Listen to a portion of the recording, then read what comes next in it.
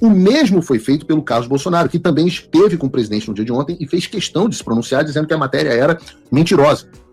Agora, se não foi fechado nenhum apoio e o presidente Bolsonaro não deu o sinal verde à candidatura do Tarcísio, qual é a razão para a publicação de uma reportagem dessas?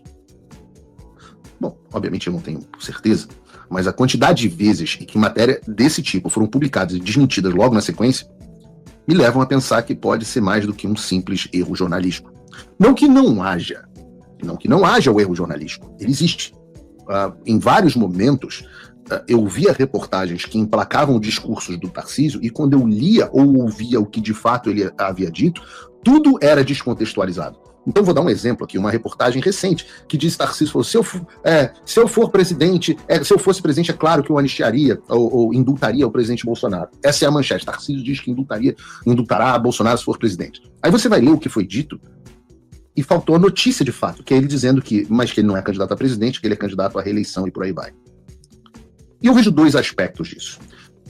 Primeiro, um dos aspectos dessa reportagem foi que a relação entre o Tarcísio e algumas pessoas do entorno do presidente Bolsonaro foi, pelo menos por um período, deteriorada. Até fazer sentido, porque até algum tempo o Tarcísio talvez fosse menos vocal do que tem sido sobre não ser candidato à presidência. Certamente não era vocal sobre a anistia, não fazia nenhumas críticas ao Supremo, e essas omissões geravam, e ainda geram, dúvidas do entorno do presidente Bolsonaro a respeito da postura do governador Tarcísio.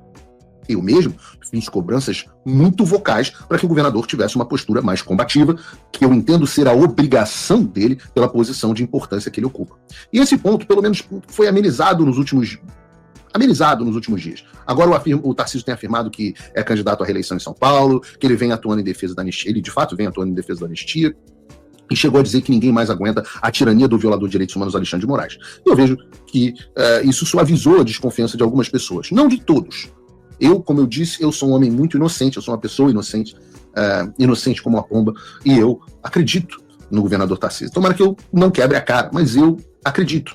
Mas isso me leva ao segundo ponto, que as pessoas do mundo político da direita até podem ver o Tarcísio com menos desconfiança, mas o eleitor de direita, de maneira geral, manteve o pé atrás. Você abre os posts falando sobre essa matéria e o que você mais vê é gente falando que o Tarcísio quer os votos do Bolsonaro, mas sem o Bolsonaro. Gente falando que não vota no Tarcísio nem com o apoio do Bolsonaro. Gente falando que ele próprio tinha que vir a desmentir a matéria. Coisa que, pelo menos até o fechamento desse programa, de fato, ele não fez. Então, o segundo efeito desse tipo de publicação, e não é coincidência que eles façam isso, é que ela gera um racha dentro da direita que acaba brigando entre si. Eu mesmo já falei sobre isso e por isso promovi o diálogo maior entre Eduardo Bolsonaro